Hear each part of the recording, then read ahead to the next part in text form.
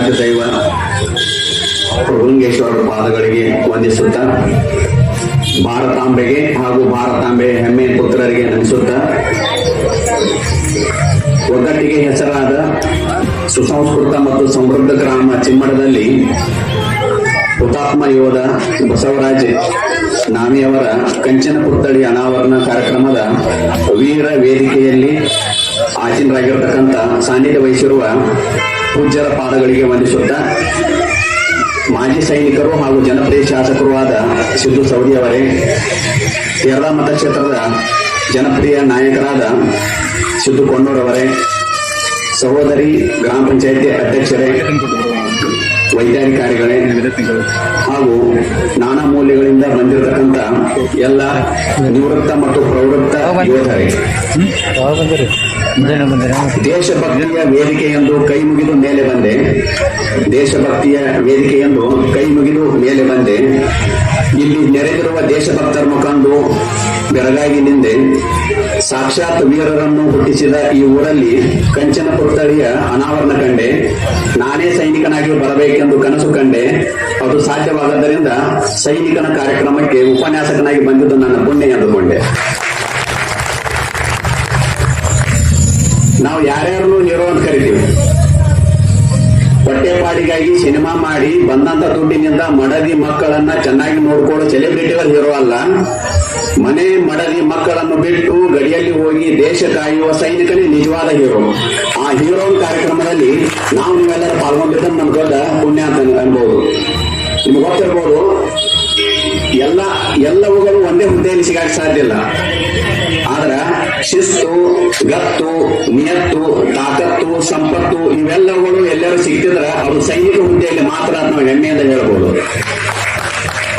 ನಾನು ಇಲ್ಲಿ ಜಾಸ್ತಿ ಮಾತಾಡಕ್ ಹೋಗುದಿಲ್ಲ. ಸೈನಿಕರ ಪರವಾಗಿ ಒಂದಿಷ್ಟು ನುಡಿಮುತ್ತಗಳನ್ನ ನನ್ನದೇ ಶೈಲಿಯಲ್ಲಿ ಹೇಳುವಂತ ಪ್ರಯತ್ನ ಮಾಡ್ತೀನಿ.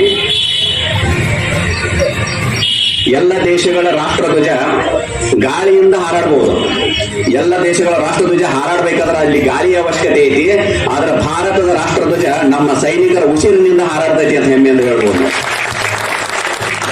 ನಾವು ಸಾಮಾನ್ಯರು, ನಮ್ಮಂತ ಸಾಮಾನ್ಯರಿಗೆ ಈ ನೆಲ ಭೂಮಿ ಮಾತ್ರ.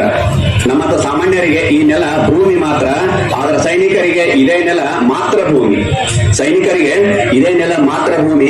ಇವತ್ತ ಬಸವರಾಜ್ ಅವರದಾರ, ನಾವೊಂದು ಹೆಮ್ಮೆಯನ್ನು ಹೇಳ್ಬೇಕಂದ್ರ ನಾವು ದುಡ್ಡು ಸಂಪಾದನೆ ಮಾಡಬಹುದು. ಆ ದುಡ್ಡಿನಿಂದ ಕಂಚಿನ ಮೂರ್ತಿಯನ್ನ ಖರೀದಿ ಮಾಡಿ ಶೋಕೇಶನ ತಂದಿರಬಹುದು. ನಾವು ಶ್ರಮ ವಹಿಸಿ ಒಲಿಂಪಿಕ್ಸ್ ನಲ್ಲಿ ಭಾಗವಹಿಸಿ ಕಂಚಿನ ಪದಕ ಕೊಂಡು ತಗೊಂಡ್ಬರ್ಬಹುದು. ಆದ್ರೆ ಸತ್ತ ಮೇಲೂ ಕಂಚಿನ ಮೂರ್ತಿಯಾಗಿ ಇಲ್ಲಿ ನಿಲ್ಲುವುದಿಲ್ಲ. ಅದು ಯಾರಿಂದಲೂ ಸಾಧ್ಯ ಇಲ್ಲ. ಅದು ವೀರ ಯೋಧರಿಂದ ಮಾತ್ರ ಸಾಧ್ಯ ಅಂತ ನಾವು ಹೆಮ್ಮೆಯಿಂದ ಹೇಳ್ಬೋದು. ಇಲ್ಲಿ ತಾಯಿ ಅದಾರ ನೋಡ್ರಿ, ಈ ಬಸವರಾಜ್ ಅವರಿಗೆ ಇಬ್ಬರು ತಾಯಿಯಂದರು. ತಪ್ಪು ತಿಳ್ಕೊಬೇಡ್ರಿ. ಈ ಬಸವರಾಜರಿಗೆ ಇಬ್ಬರು ತಾಯಿಯಂದರು. ಒಬ್ಬಳು ಹೆತ್ತ ತಾಯಿ, ಒಬ್ಬಳು ಹೊತ್ತ ತಾಯಿ. ಆ ಹೊತ್ತ ತಾಯಿಗೋಸ್ಕರ ಮಡದಿಯ ಮುತ್ತನ್ನು ಬಿಟ್ಟು, ತಾಯಿಯ ತುತ್ತನ್ನು ಬಿಟ್ಟು, ಹುಟ್ಟು ಬಂದರೂ ಸಹಿತ ಪ್ರಾಣ ತೆತ್ತು ಇವತ್ತ ಕಂಚಿನ ಮೂರ್ತಿಯಾಗಿ ಮುಂದಿರ್ತಾರಲ್ಲ, ಅಂತ ಸೈನಿಕರಿಂದ ನಿಜವಾಗಿ ನಮ್ಮ ದೇಶ ಉಳಿದಿತ್ತು ಅಂತ. ನಾವು ಯಾರ್ಯಾರನ್ನ ಹೀರೋ ಅಂತ ನಾವು ಇದು ಮಾಡ್ತೀವಿ. ನಿಜವಾಗಿ ಒಂದು ಮೆಚ್ಚುವಂತ ವಿಷಯ ಏನಂದ್ರ, ಇವತ್ತ ಏನಾದ್ರು ಒಂದು ಆಪತ್ತು ಬಂತಂದ್ರ, ನಮ್ಗೆ ಏನಾದ್ರು ಒಂದು ಆಪತ್ತು ಬಂತಂದ್ರ ಇಲ್ಲಿ ಬಿಳಿ ಬಟ್ಟೆ ತೊಟ್ಟಿರೋ VIP ತಕ್ಷಣ ಬರೋದಿಲ್ಲ. ಬಣ್ಣದ ಬಟ್ಟೆ ತೊಟ್ಟಿರೋ ಸೆಲೆಬ್ರಿಟಿಗಳ ತಕ್ಷಣ ಬರೋದಿಲ್ಲ. ಆದ್ರ ಗ್ರೀನ್ ಕಾಕಿ ತೊಟ್ಟಿರೋ ಸೈನಿಕರ ತಕ್ಷಣ ನಮ್ಮ ನೆರವಿಗೆ ಬರ್ತಾರ. ಅವ್ರಿಗೆ ನಾವು ನಿಜವಾದ ಹೀರೋ ಅಂತ ಕರಿಬೇಕಾಗ್ತದೆ. ನಾವು ಸುಮ್ಮನೆ ಯಾರ್ಯಾರನ್ನು ಮೆರೆಸ್ತೀವಿ, ಆದ್ರ ಇಂಥ ಸೈನಿಕರನ್ನು ಮೆರೆಸ್ಬೇಕು. ಜೈ ಜವಾನ್ ಜೈ ಕಿಸಾನ್ ಘೋಷಣೆ ಎಂದಿನ ಕೇಳ್ಕೋತ ಬಂದಿವಿ. ಜೈ ಜವಾನ್ ಜೈ ಕಿಸಾನ್ ಘೋಷಣೆ ಎಂದಿನ ಕೇಳ್ಕೋತ ಬಂದಿವಿ. ಆದ್ರೆ ಜವಾನರನ್ನ ಕಿಸಾನರನ್ನ ಒಂದೇ ಜಾಗದಲ್ಲಿ ನೋಡಕ್ ಸಿಕ್ಕಿದಂದ್ರೆ ಇವತ್ತಿನ ಕಾರ್ಯಕ್ರಮದಲ್ಲಿ ಮಾತ್ರ. ಯಾಕಂದ್ರೆ ಇಲ್ಲಿ ಚಿಮ್ಮಡ ರೈತರ ಊರು, ಆನಂತರ ಸೈನಿಕರ ಊರು ಆಗಿಬಿಟ್ಟೈತಿ. ಇಲ್ಲಿ ನೆರೆದಂತವ್ರು ರೈತರು ಅದಾರ, ಸೈನಿಕರು ಅದಾರ. ಅವರು ನಿಜವಾಗಿ ನಮ್ಮ ಹುಟ್ಟುಗರು ಅಂತ ಹೇಳ್ಬೋದು. ನಾ ಹಾಗಾಗಿ ಹೇಳ್ತಾರೆ, ನಾನು ಗೌರವಿಸುವ, ನಾನು ಇವತ್ತು ಹೆಮ್ಮೆ ಪಡುವ 3 ರತ್ನಗಳು ಯಾವಂದ್ರ ಅದು ಅನ್ನ ಕೊಡುವ ರೈತ, ಆನಂತರ ಇವತ್ತ ನಮ್ಮ ರಕ್ಷಣೆ ಮಾಡುವಂತ ಸೈನಿಕ, ಇನ್ನೊಂದು ಜ್ಞಾನ ಕೊಡುವ ಶಿಕ್ಷಕ ಅಂತ. ನಾ ಹಾಗಾಗಿ ಹೇಳ್ತಿರ್ತೀನಿ, ನಮಗೆ ರಕ್ಷಣೆ ನೀಡುವ ದೇವರು ಗುಡಿಯಲ್ಲಿ ಇಲ್ಲ. ನಮಗೆ ರಕ್ಷಣೆ ನೀಡುವ ದೇವರು ಗುಡಿಯಲ್ಲಿಲ್ಲ, ಅವನಿರುವುದು ಗಡಿಯಲ್ಲಿ, ಅವನೇ ನಮ್ಮ ಸೈನಿಕ. ನಮಗೆ ಭಕ್ಷಣೆ ನೀಡುವ ದೇವರು ಗದ್ದುಗೆಯಲ್ಲಿಲ್ಲ. ನಮಗೆ ಭಕ್ಷಣೆ ನೀಡುವ ದೇವರು ಗದ್ದುಗೆಯಲ್ಲಿಲ್ಲ, ಅವನಿರುವುದು ಗದ್ದೆಯಲ್ಲಿ, ಅವನೇ ನಮ್ಮ ರೈತ, ಅವನೇ ನಮ್ಮ ಕೃಷಿಕ ಅಂತ. ನಮಗೆ ಮಾರ್ಗದರ್ಶನ ನೀಡುವ ದೇವರು ಗ್ರಹಗತಿಯಲ್ಲಿಲ್ಲ. ನಮಗೆ ಮಾರ್ಗದರ್ಶನ ನೀಡುವ ದೇವರು ಗ್ರಹಗತಿಯಲ್ಲಿಲ್ಲ, ಅವನಿರುವುದು ನಮ್ಮ ತರಗತಿಯಲ್ಲಿ, ಅವನೇ ನಮ್ಮ ಶಿಕ್ಷಕ. ನಾ ಇಲ್ಲಿ ಬಹಳ ಹೆಮ್ಮೆಯಿಂದ ಹೇಳ್ಬೋದು ಏನಂದ್ರ, ಇಲ್ಲಿ ನೆರೆದಂತವರಲ್ಲಿ ನಮ್ಮ ಶಿಷ್ಯರು ಶಿಕ್ಷಕರು ಅದಾರ, ನಮ್ಮ ಶಿಷ್ಯರು ಸೈನಿಕರು ಅದಾರ, ನಮ್ಮ ಶಿಷ್ಯರು ಪೊಲೀಸರು ಅದಾರ. ಅವರೆಲ್ಲ ಇಲ್ಲಿ ಬಂದು ಡ್ಯೂಟಿ ಮಾಡಾಕ ಅವ್ರ ಸಮ್ಮುಖದಲ್ಲಿ ಮಾತಾಡೋದು ನನ್ನದೊಂದು ಸೌಭಾಗ್ಯ. ಅದ್ರ ಸೈನಿಕರು ಇವತ್ತ ಇನ್ನೊಂದು ವಿಷಯ ಹೇಳ್ಬೇಕಂದ್ರ, ಹಗಲಿನಲ್ಲಿ ಸೂರ್ಯನಂತೆ ರಾತ್ರಿಯಲ್ಲಿ ಚಂದ್ರನಂತೆ ನಿರಂತರವಾಗಿ ಸೇವೆ ಸಲ್ಲಿಸುವ ಏಕೈಕ ಜೀವಿ ಅಂದ್ರ ಅವರು ಸೈನಿಕ ಮಾತ್ರ. ಇನ್ನ ಸಾವಿನಲ್ಲೂ ಸಕಾರಾತ್ಮಕತೆಯನ್ನು ಮೆರೆಯುವಂತ ಪ್ರಾಣಿ ಯಾವುದೇ ತರ ಸೈನಿಕ ಮಾತ್ರ. ನೋಡ್ರಿ, ಸಾವನ್ನ ಸಂಭ್ರಮಿಸುವಂತದ್ದು ಇವತ್ತ ಸಂತರನ್ನ ಬಿಟ್ರ ಮತ್ತೆ ಯಾರಿಗಿರಲ್ಲ, ಆದ್ರೆ ಸೈನಿಕರಲ್ಲಿ ಅದು ಇರ್ತೈತಿ. ಒಂದು ಘಟನೆ ಹೇಳ್ತೀನಿ. ಇಂಡಿಯನ್ ಆರ್ಮಿ ಬೌಂಡ್ರಿ ಒಳಗ ಇವತ್ತ ಹೋರಾಟ ಮಾಡುವಾಗ ತಮ್ಮ ಸುತ್ತಮುತ್ತಲಿನ ಸಹ ಸೈನಿಕರೆಲ್ಲ ಸತ್ತು ಹೋಗಿರ್ತಾರ. ಎದುರಾಳಿಗಳು ಅವರೆಲ್ಲ ಇವತ್ತ ಗುರಿ ಇಟ್ಟ ಸುತ್ತೂರಿ ನಿಂತು ಬಿಟ್ಟಿರ್ತಾರಂತ. ನಿಂತಾಗ ನಮ್ಮ ಭಾರತೀಯ ಸೈನಿಕ ಗಹಗೈಸಿ ನಿಂತಾರಂತ. ಅವಾಗ ಎದುರಾಳಿ ಸೈನಿಕ ಕೇಳ್ತಾನೋ, ಸಾವಿನ ತುದಿಯೊಳಗದ ಸಾವಿನ ಅಂಚಿನೊಳಗದ ಒಂದು ಟಿಗಾರ್ ಒತ್ತರ ಸತ್ತು ಹೋಗ್ತಿ, ಈಗ ಯಾಕೆ ನಗತಿ, ಏನಂತ ಖುಷಿ ಅನ್ಕೊಳ್ಳಿ. ಅವ್ರು ಹೇಳ್ತಾರೆ, ನಾ ಇಲ್ಲಿ ಸೈನಿಕ ಬಂದಾನೆ ಅಂದ್ರೆ ನಾ ಸಾಯ್ತನಂತ ಬಂದಾನೆ, ತಾಯಿಗೋಸ್ಕರ ಮಾತೃಭೂಮಿಗೋಸ್ಕರ ಸಾಯಕಂತ ಬಂದಾನೆ. ಅದನ್ನ ಒಂದು ಖುಷಿ ಏನಂದ್ರ, ನಾ ಈಗ ಸದ್ದ ಕಣ್ಣು ಮುಚ್ಚಿ ಎಕಡಿಕೊಂಡು ಹೊಡೆದ್ರು ಒಬ್ಬ ಸೈನಿಕ ಸಾಯ್ತಾನಲ್ಲ, ಒಂದ್ ಕಣ್ಣು ಮುಚ್ಚಿ ಎಕಡಿಕೊಂಡು ಹೊಡೆದ್ರು ಒಬ್ಬ ಶತ್ರು ಸಾಯ್ತಾನಲ್ಲ, ಅದ ನನ್ ಖುಷಿ ಅಂತ. ನೀವು ನಾನು ಹೊಡಿಬೇಕಾದ್ರೆ ನನ್ ಗುರಿ ಇಡಬೇಕು, ನಿಮ್ಮನ್ನ ಹೊಡಿಬೇಕಾದ್ರೆ ಕಣ್ಣು ಮುಚ್ಚಿ ಹೊಡೆದು ಸಾಯ್ತೀರಿ ನೀವು, ಯಾಕೆ ಸುತ್ತಮುತ್ತ ನೀವು ಆದಿರಂತ. ಅದನ್ನ ಸಾಯೋದ್ರೊಳಗಾಗಿ ಒಬ್ಬ ಸೈನಿಕನಾದ್ರೂ ಒಂದು ಸಾಯ್ತಲ್ಲ ಅವನ ಖುಷಿಯಿಂದ ಅವನ್ ನಗದಂತ. ನೋಡ್ರಿ, ಸಾವಿನಲ್ಲಿ ನೋವುವಂತ ಒಂದು ಮನೋಭಾವ ಅವರಲ್ಲಿ ಇರ್ತದೆ. ಅಂತ ಸೈನಿಕರನ್ನ ನಾವು ಪಡೆದಂತವ್ರು ನಾವ ಧನ್ಯರು ಅಂತ ಹೇಳ್ಬೋದು. ಇನ್ನು ಪ್ರಪಂಚದಲ್ಲಿ ಅತ್ಯಂತ ದುಬಾರಿಯಾದಂತ ದ್ರವ ಯಾವುದು? ಪ್ರಪಂಚದಲ್ಲಿ ಅತ್ಯಂತ ದುಬಾರಿಯಾದಂತ ದ್ರವ ಯಾವುದು ಅಂತ ಕೇಳಿದ್ರೆ ಕೆಲವೊಬ್ರು ಅಮೃತ ಅಂತ ಹೇಳ್ತಾರ, ಕೆಲವೊಬ್ರು ನೀರು ಅಂತ ಹೇಳ್ತಾರ, ಕೆಲವೊಬ್ರು ಹಾಲು ಅಂತ ಹೇಳ್ತಾರ, ಅದ್ರ ಕೆಲವೊಬ್ರು ಜೇನು ಅಂತ ಹೇಳ್ಬೋದ. ಆದ್ರೆ ನನ್ನ ದೃಷ್ಟಿಯಲ್ಲಿ ಪ್ರಪಂಚದಲ್ಲಿ ಬೆಲೆ ಕಟ್ಟಲಾರದಂತ ಅತ್ಯಂತ ದುಬಾರಿಯಾದಂತ ಅತ್ಯಂತ ಶ್ರೇಷ್ಠವಾದಂತ ದ್ರವ ಯಾವುದು ಅಂದ್ರೆ ರೈತನ ಬೆವರು ಮತ್ತು ಸೈನಿಕನ ರಕ್ತ ಮಾತ್ರ. ರೈತನ ಬೆವರು ಮತ್ತು ಸೈನಿಕನ ರಕ್ತ ಮಾತ್ರ. ಆದ್ರ ಇನ್ನೊಂದು ವಿಷಯ, ಕೊನೆಯದಾಗಿ ನಾವು ಚಳಿಯಲ್ಲಿ ಬೆಚ್ಚಗಿರ್ತೀವಿ. ಅವ್ರ ಹಿಮದಲ್ಲಿ ಬರಪಾಗಿರ್ತಾರೆ. ನಾವು ಬಿಸಿಲಲ್ಲಿ ನೆರಳು ಹುಡುಕ್ತೀವಿ, ಅವರು ಬಿಸಿಲಲ್ಲಿ ಬೆಂದು ಹೋಗ್ತಾರೆ. ನಾವು ಮಳೆಯಲ್ಲಿ ಕೊಡೆ ಹಿಡಿತೀವಿ, ಅವರು ಮಳೆಯಲ್ಲಿ ನಿಂದು ಹೋಗ್ತಾರ.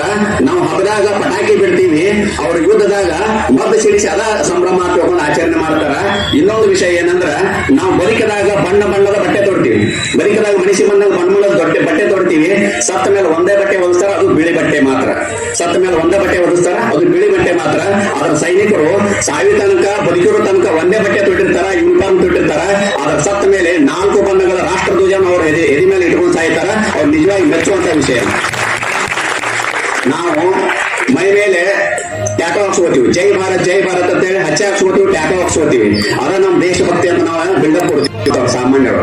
ಆದ್ರ ಅವ್ರ ಎದೆಗೆ ಕೊಟ್ಟಂತ ಗುಂಡು, ಅವ್ರಿಗೆ ಸಿಡಿಮದ್ದಿನಿಂದ ಆದಂತ ಗಾಯಗಳ ಅದು ಟ್ಯಾಟೋ, ದೇಶಭಕ್ತಿಯ ಟ್ಯಾಟೋ ಅಂತ ತಿಳ್ಕೊಂಡು ಸಂಭ್ರಮಿಸುವಂತ ನಿಜವಾದ ದೇಶಭಕ್ತ ಅಂದ್ರ ಅದು ಸೈನಿಕ ಮಾತ್ರ.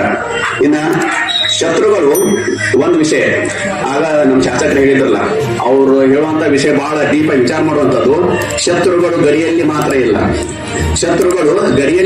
ಇಲ್ಲ, ಅವರು ನಮ್ಮ ಉಡಿಯಲ್ಲೂ ಇರಬಹುದು. ಆದ್ರಿಂದ ಇವತ್ತು ನಮ್ಮ ದೇಶ ಉಳಿಬೇಕು ಅಂದ್ರೆ, ನಾವು ಉಳಿಬೇಕು ಅಂದ್ರೆ ಪ್ರತಿ ಮನೆಗೂ ಒಬ್ಬ ಯೋಧ, ಪ್ರತಿ ಮನೆಗೂ ಒಬ್ಬ ರಕ್ಷಕ ಹುಟ್ಟಲೇಬೇಕು. ಅಂದ್ರೆ ಗಡಿಯಲ್ಲಿ ಇರ್ತಕ್ಕಂಥ ಶತ್ರುಗಳು ನೋಡ್ಕೊಳ್ಳೋಕೆ ನಮ್ಮ ಸೈನಿಕರು ಇರ್ತಾರ, ನರಪಳ್ಳಿಯನ್ನು ಒಳಬರಕ್ ಸಾಧ್ಯ ಇಲ್ಲ. ಆದ್ರ ನಮ್ಮ ಮಧ್ಯೆ ಇರ್ತಕ್ಕಂಥ ಶತ್ರುಗಳನ್ನ ನಾವು ಎದುರಿಸಾಕ ನಾವು ಸನ್ನದ್ಧರಾಗಿರ್ಬೇಕು. ನಮ್ಗ್ಯಾಕೆ ಬೇಕು ಬಿಡು ಅನ್ನುವಂತ ಮನೋಭಾವನೆ ನಮ್ಮಲ್ಲಿ ಬರಬಾರ್ದು. ನಾವ್ ಏನ್ ಮಾಡ್ತೀವಿ ಅಂದ್ರೆ, ಅದು ಕಸ ಆರಿಸೋದು ಅವ್ರ ಕೆಲಸ, ಪಂಚಾಯತ್ ಅವ್ರು ಮಾಡ್ಕೋತಾರ ಬಿಡ್ಲ. ರಕ್ಷಣೆ ಮಾಡೋದು ಅವ್ರ ಕೆಲಸ, ಅವ್ರು ಮಾಡ್ಕೋತಾರ ಬಿಡ್ಲ.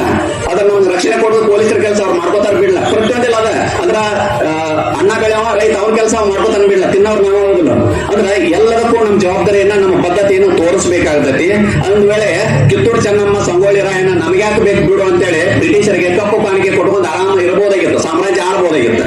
ಅವ್ರು ಯಾಕೆ ಅವ್ರನ್ನ ಎದುರು ಹಾಕೊಂಡ್ರು, ಯಾಕೆ ಹೋರಾಡಿದ್ರು? ಅಂದ್ರೆ ಪ್ರತಿಯೊಬ್ಬ ಹೋರಾಟಗಾರರು ನಮ್ಗ್ಯಾಕೆ ಬೇಕು ಬಿಡು ಅಂದ್ರೆ, ನಿಮ್ಮಂತೆ ಇವತ್ತ ನಿಮ್ಮಂತ ಸಣ್ಣ ವಯಸ್ಸಿನೊಳಗ ಬಾಲ್ಯವನ್ನ ಬಲಿ ಕೊಟ್ಟು ಇವತ್ತ ಭಗತ್ ಸಿಂಗ್ ಅಂತ ಅವರು ಗಲ್ಲಿಗೆ ಇರ್ತಾರಂದ್ರೆ ನಮ್ಗ್ಯಾಕೆ ಬೇಕು ಬಿಡು ಅಂತ ಹೊಂದಾಣಿಕೆ ಮಾಡ್ಕೊಂಡು ಹೋಗಿದ್ರ ನಮ್ಮ ದೇಶ ಸ್ವಾತಂತ್ರ್ಯ ಸಿಗಕ್ಕೆ ಸಾಧ್ಯ ಆಗ್ತಿರ್ಲಿಲ್ಲ. ಅದಕ್ಕೆ ನಮ್ಗ್ಯಾಕೆ ಬೇಕು ಬಿಡು ಅನ್ನುವಂತ ಮನೋಭಾವನೆಯನ್ನು ನಮ್ಮ ಮನಸ್ಸಿನಿಂದ ಕಿತ್ತು ಹಾಕ್ಬೇಕು. ಪ್ರತಿಯೊಬ್ಬರು ನಾವೇನಾಗಬೇಕು, ಸನ್ನದ್ಧರಾಗಬೇಕು. ಪ್ರತಿಯೊಂದಕ್ಕೆಲ್ಲ ನಂದು ಒಂದು ಹೊಣೆಗಾರಿಕೆ ಐತಿ, ನಂದು ಒಂದು ಜವಾಬ್ದಾರಿ ಐತಿ. ಅದಕ್ಕಿಂತ ಒಂದು ಮನೋಭಾವನೆ ನಮ್ಮಲ್ಲಿ ಇತ್ತಂದ್ರ ನಾವು ನಿಜವಾಗಿ ನಾವು ಒಂದು ಸೈನಿಕರಂತೆ ನಾವು ಇಲ್ಲೂ ಕೆಲಸ ಮಾಡ್ಬೇಕು. ಅದು ನಾವು ನನ್ನ ಪ್ರಕಾರ ಸೈನಿಕರಲ್ಲಿ 2 ಪ್ರಕಾರ, ಒಂದು ಗಡಿಯನ್ನು ಕಾಯುವಂತ ಸೈನಿಕರು, ಇನ್ನೊಂದು ನಮ್ಮ ನಾಡನ್ನು ರಕ್ಷಿಸುವಂತ ಪೊಲೀಸರು. ಅವರು ಸೈನಿಕ, ಅವರು ಹಗಲು ಅಂದರೆ ಇವತ್ತು ಸೇವೆ ಕೊಡ್ತಾರೆ. ಅವರ ಸೇವೆ ನಮ್ಮ ರಕ್ಷಣೆ ನಾವು ಪಣ ಕೊಡಬೇಕು, ನಮ್ಮ ಮನೆಯನ್ನ ರಕ್ಷಣೆ ನಾವು ಪಣ ಕೊಡಬೇಕು. ಅದಕ್ಕೆ ಯೋಧರ ಎಚ್ಚರಿದ್ದಾಗ ಮಾತ್ರ, ಸೈನಿಕರು ಆನಂತರ ಇವತ್ತ ಪೊಲೀಸರು ಇವ್ರು ಎಚ್ಚರಿದ್ದಾಗ ಮಾತ್ರ, ರೈತರು ಅವ್ರು ರಾತ್ರಿ ನೋಡಿ ಪಾಪ ನೀರ್ ಹಾಸ್ಬೇಕಾರೆ ಬೆಳತಾನ ನೀರ್ ಹಾಸ್ತಿರ್ತಾರೆ, ಪೊಲೀಸರು ಹಗಲು ರಾತ್ರಿ ಡ್ಯೂಟಿ ಮಾಡ್ತಿರ್ತಾರೆ, ಸೈನಿಕರು ಹಗಲು ರಾತ್ರಿ ವ್ಯತ್ಯಾಸ ಗೊತ್ತಿಲ್ಲದೆ ಡ್ಯೂಟಿ ಮಾಡ್ತಿರ್ತಾರೆ. ಅವರು ಆ ರೀತಿ ಎಚ್ಚರಿದ್ದಾಗ ಮಾತ್ರ ನಾವು ನೆಮ್ಮದಿಯಿಂದ ನಿದ್ದೆ ಮಾಡಕ್ ಸಾಧ್ಯ ಆಗೈತಿ, ನೆಮ್ಮದಿಯಿಂದ ಊಟ ಮಾಡಕ್ ಸಾಧ್ಯ ಆಗೈತಿ. ಅದಕ್ಕೋಸ್ಕರ ಅವರಿಗೆ ನಾವು ಒಂದು ಸಲಾಂ ಹೇಳ್ಬೇಕು. ಈ ಸಂದರ್ಭದಲ್ಲಿ ಈಗ ಸುಭಾಷ್ ಚಂದ್ರ ಬೋಸ್ ಅವ್ರ ಅವಾಗಿನ ಅವ್ರ ತತ್ವ ಸಿದ್ಧಾಂತ ಹೆಂಗಿದ್ದು ನೋಡ್ರಿ, ನಮ್ಮ ರಕ್ತ ಕೊಡ್ರಿ ನೀವು ಸ್ವಾತಂತ್ರ್ಯ ಕೊಡ್ತೀವಿ ಅಂತ ಹೇಳಿದ್ರು, ನಮ್ಮ ರಕ್ತ ಕೊಡ್ರಿ ನೀವು ಸ್ವಾತಂತ್ರ್ಯ ಕೊಡ್ತೀವಿ ಅಂತ ಹೇಳಿ ಅವ್ರು ಎಷ್ಟೊಂದು ಬದ್ಧತೆಯಿಂದ ಹೋರಾಟ ಮಾಡಿದ್ರು. ಆದ್ರೆ ಈಗಿನ ಜನ, ಈಗಿನ ಯುವಕರು ಏನ್ ಮಾಡ್ತಾರಂದ್ರ ನನ್ ಸುಣ್ಣ ಕೊಡ್ರಿ ನಿಮ್ ತಂಬಾಕು ಕೊಡ್ತೀನಿ, ನಾಚಿಕೆ ಹೇಳಿದ್ರು, ನಮ್ ಸುಣ್ಣ ಕೊಡ್ರಿ ನಿಮ್ ತಂಬಾಕು ಕೊಡ್ತೀವಿ. ಎಷ್ಟು ಮಟ್ಟಿಗೆ ಅವ್ರ ಕೀಳು ಅಭಿರುಚಿ ಬಂದಾವ, ಅದ್ರ ದುಶ್ಚಟಗಳಿಗೆ ಬಲಿಯಾಗ್ತಾರೆ. ಒಂದು ವೀರಾವೇಶ ಅವರಿದ್ದಾಗ ಅವ್ರ ಕಾಲ ಆ ರೀತಿ ಒಂದು ಬದ್ಧತೆ ನಮಗೂ ಬೇಕಲ್ಲ. ನೀನ್ ನನ್ನ ಜೊತೆ ಬಾ, ನಾವು ದುನಿಯಾ ಮಾಡ್ತಾನೆ, ನೀನ್ ನನ್ನ ಜೊತೆ ಬಾ, ದೇಶಕ್ಕಾಗಿ ಏನ್ ಬೇಕಾದ್ರೂ ಮಾಡುವಂತ ಒಂದು ಸಂಘಟನಾ ಬಲ ಇವತ್ತು ಇರಬೇಕು. ನನಗೆ ಮೆಚ್ಚುವಂತ ವಿಷಯ ಏನಂದ್ರ ಸೈನಿಕರು ಪಾಪ ಇವತ್ತು ಅವರ ಬರೆದು ಕೊಟ್ಟಂತ ಅವಧಿ ತನಕ ಅಲ್ಲಿ ಡ್ಯೂಟಿ ಮಾಡಿ ಬಂದಿರ್ತಾರ. ಡ್ಯೂಟಿ ಮಾಡಿ ಬಂದ್ರು ಸಹಿತ ನಿವೃತ್ತರ ಆದ ನಂತರ ಇನ್ನಾದ್ರೂ ನಮ್ಮ ವೈಯಕ್ತಿಕ ಬದುಕಿನೊಳಗೆ ನಾವು ಒಂದ್ ಸ್ವಲ್ಪ ತೊಡಗೋಣ ಅನ್ನುವಂತ ಸಂದರ್ಭದಲ್ಲಿ ಅವ್ರು ಮತ್ತೆ ಏನ್ ಮಾಡ್ತಾರಂದ್ರೆ ಇಂಥ ಒಂದು ದೇಶಭಕ್ತಿಯ ಕಾರ್ಯಕ್ರಮ ಇದ್ದಾಗ, ಯಾರು ಅನುಆಪತ್ತು ಇದ್ದಾಗ ಎಲ್ಲರೂ ಸಂಘಟನೆ ಮಾಡ್ಕೊಂಡು